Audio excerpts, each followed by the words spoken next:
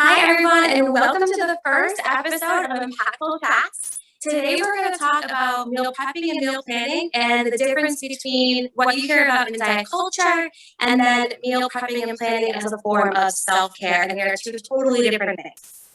So when you think about meal prepping in diet culture, it's usually, containers of food that are perfectly portioned out by calories or macros or any of the above. But when we're talking about meal prepping and meal planning as a form of self-care, we're just talking about having food available at all times to make life easier. Yeah, absolutely. So keeping in mind with intuitive eating, we want to be listening to our hunger cues and listening to our satiety cues, but it's also okay to plan your meals for the week or to have kind of some ideas, as I like to think of them, of what you're going to make during the week, right? We all have to go grocery shopping. We all have to buy food. And certainly having a plan can be so helpful. And that's okay. There's nothing wrong with that of saying, hey, what do I want to eat this week? Okay, I'm going to make these things on whether it's this days or whether it's just, I know what we do is we plan, okay, these are our 6 meals for the week. And then it's kind of like, hey, what are we feeling tonight? And that's what we make. So there's certainly a way to do it with being mindful of intuitive eating and just being a mindful eater. But also it's okay to have a plan because intuitive eating still involves practicing gentle nutrition, meaning eating nutritious foods, meaning getting all the macronutrients, getting micronutrients, but also allowing yourself really the freedom to have whatever food you want. Absolutely. And I don't know a single person that has the time thinking about shopping for and cooking meals every single day either. That is an insane amount of time investment and money investment. Because you're going to spend way more money trying to grab meals as you go than if you just had stuff prepared. And to plan your 6 meals in advance. I do mine just slightly different, which probably would be good for everyone to hear, is that I just I marinate all my meats and things like that as soon as I buy them. And then I might cook 3 or 4 different types and maybe have rice, quinoa, maybe some pasta, all that kind of cooked and ready to go, and then some veggies roasted. And that way I can kind of pick and choose what I'm in the mood for 3 or 4 days and just throw different things together. I love that. Yeah, I think it's good to kind of discuss a bunch of different strategies. I know in our house, so we tend to eat kind of the same things for breakfast, just because we're creatures of habit. So we know to always have eggs in the house, always have bread, always have spinach, always have shredded cheese, because those are things that we always put in our breakfast. But I also give ourselves permission to if I'm craving oatmeal one day, have oatmeal. Oats are something that you can store in your house and they literally last forever. Or if I'm really craving avocado toast, fine, I'll keep a couple avocados in the house. If we don't eat them for breakfast, we'll find another way. Sometimes maybe I'll eat that for lunch. And then lunches in our house either tend to be leftovers, or again, I kind of eat the same thing. It's a protein and some sort of salad. So we know to always have spring mix in the house, some sort of salad topper. Maybe we'll use avocados there, or whatever they might be. The extra veggies from dinner we'll throw on. So we start with having just kind of these basic ideas. And then our dinners, what we do is we pick out 6 meals. You always plan a night that we're going to go out because it's just realistic. There's going to be a night during the week that you don't want to go. Yeah, absolutely. You're going to plan 5 nights, whatever. And that's literally, I think, of planning meals as a form of self-care, right? Because if you're just oh my God, what am I going to eat tonight? That's stressful. That's not helping your day. That's stressful. Especially after you've worked all day, you come home and I have to cook for, maybe it's not even just yourself, but your kids, your family. That's very stressful. So having a plan and saying okay, do I want pasta tonight? Do I want tacos? Am I going to have Thai? Whatever that might be. Oh, you know what? I'm really tired. Let's go out to eat. That's all kind of a form of self-care because you're doing something that is going to empower you to feel better about that decision going on and making your life easier so you can be more present. So like I said, we pick 5 to 6 meals, and then just that night or even at lunchtime, we're hey, what do you want to eat? Okay, we're going to do the tacos tonight or what have you. Absolutely. And I think it's important too to have meals on hand that are so easy to make, or meals on hand in your freezer that you can literally take from the freezer to your oven or crock pot, however you do it. So that way that's a nothing meal. I know that I also meal prep differently for my kids than I do my husband and I a lot of times, and that's okay too. So if there's foods that you really like and you want to eat, you can have those things prepped for yourself. And then on those nights, yeah, my kids are probably gonna have chicken nuggets or mac and cheese, and that's totally great too. Yeah, I think it's so important to have a mixture of like what I call like convenience things, but also like the fresh stuff. So like, for example, like whatever grocery store you shop at, whether it's Trader Joe's, Whole Foods, Aldi's, whatever, there's like great things that you can find in the freezer that can just be your staple. So for example, for us, we always keep sweet potato fries in the freezer. We keep turkey burgers in the freezer, tons of frozen vegetables, tons of frozen fruit.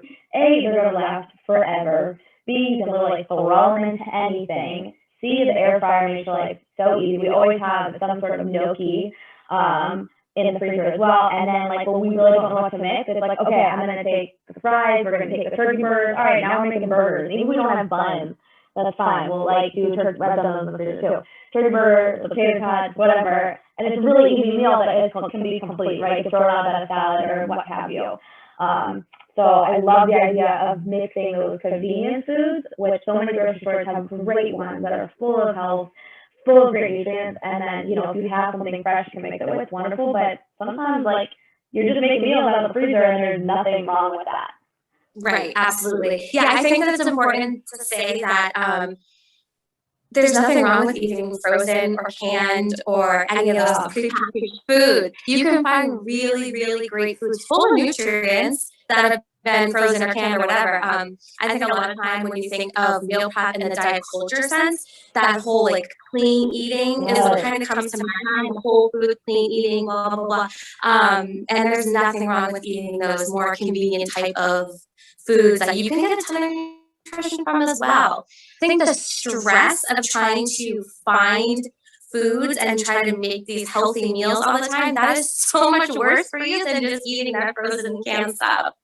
Yeah, absolutely. And not only that, but like especially frozen fruits and veggies, they're actually picked at peak ripeness. So they're actually technically like the freshest, if you will. They're gonna have the most flavor. Because they're picked at peak ripeness. So they're literally picked and then frozen. So they have tons of nutritional value. And especially if you're like microwaving them or air frying them or putting them on the stovetop, you're gonna retain a lot of those nutrients. And so absolutely, like use frozen to your advantage.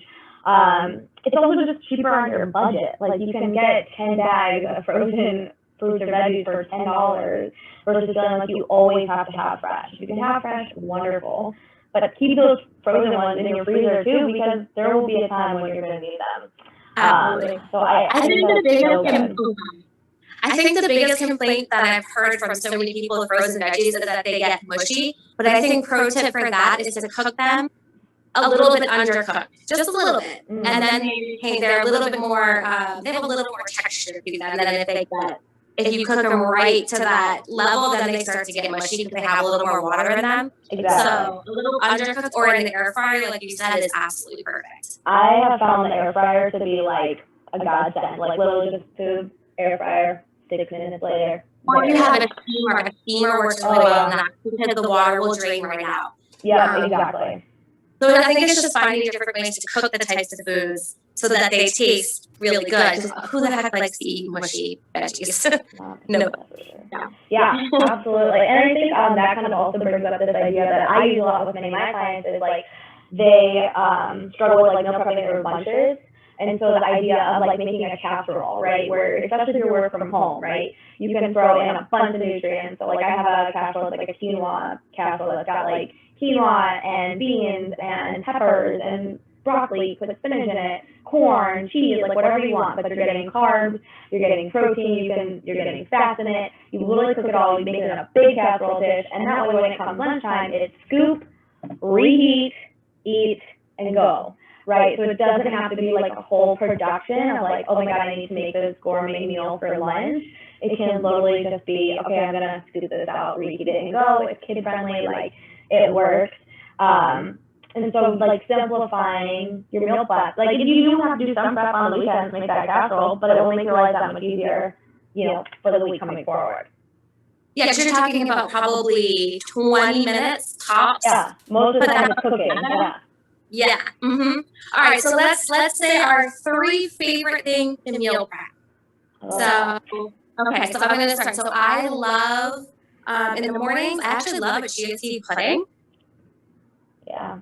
That all together, I like a little coconut in that, all kinds of fresh berries and that kind of stuff. I might do that as a breakfast or a snack or whatever, and then add some stuff if I need to. Let's see. I love having a chili made. That's probably one of my favorite things, like a big pot of chili and salad stuff. I love having like my salad greens, different types of proteins to put on top, and then I love like radishes, like crisp, crunchy vegetables on top of it too. So those are my top 3 that I love to have. Those are good ones.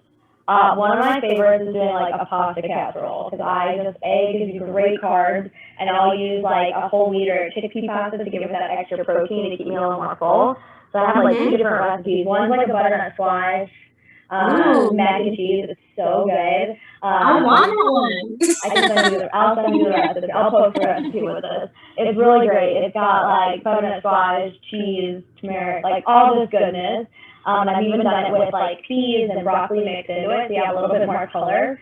So that's one, or I'll do like an eggplant pasta casserole, so it's kind of like eggplant parm, but in a casserole, so eggplant, sauce, noodles, spinach, whatever, mix it all together. And I just like love reheated pasta dishes. I don't know why, I think they're so good. You get the microwave or skillet? Oh, I microwave it, but skillet's not a bad idea. That's kind of genius. I try that. So that's probably one of my favorites.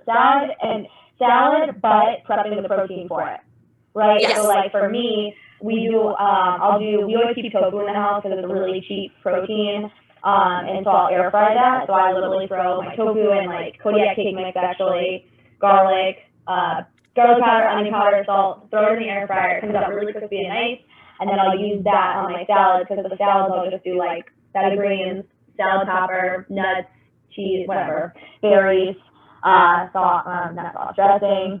So salad, that would be, so protein for salad I think is like a key one. And the other meal prep that like I really like and have a lot of clients have success with is smoothies. So put everything in your, especially if you have like a NutriBullet or something that's smaller, put it in the freezer, put all your stuff in that blender the night before, and that way in the morning you can just dump it in, blend, and go. So I like to have frozen fruit on hand. Absolutely. And when you said have your protein ready for your salads, that made me think of, I always keep a bag of frozen grilled chicken in my freezer, always. Like strips or whatever. Toss those in the air fryer and it's like 5 minutes. That's So if great, you don't have anything prepared to put on there, you have that at least. And that they go great in wraps and all kinds of stuff. And sometimes I'll do a can of like a canned soup, and I'll add some extra of that chicken in there with like a side salad, and that's a super easy meal as well. That's a great idea. I think protein is one of the things that people forget about, either forget about or go too overboard on.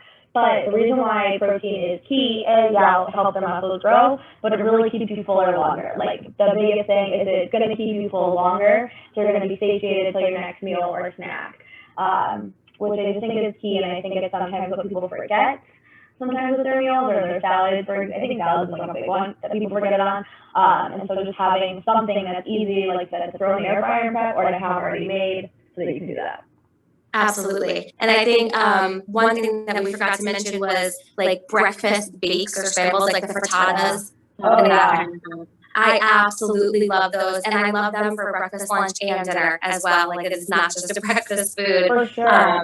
Having that and oh, absolutely. Yeah. Anything of that nature where it's like a big egg dish. And then if you want like something fresh with it, I usually do like maybe just make some pancakes or something. And then you've got like your whole meal because now you have your carbs and everything else. And I love that. And you're talking about even making the pancakes 10 minutes. Yeah. I've even made the pancakes the night before. I've also prepped pancakes where I've made them before. This is just like a funny anecdote. And one time James was training in the field, and I sent him into the field. It was cold enough that they were going to stay cold, and he like actually went into field training with Kodiak cake pancakes in his bag. Did they stay fresh? Yeah. That's awesome. awesome. It was like 30 degrees out, so it was like a free refrigerator. That's awesome. like I'm already thinking you up.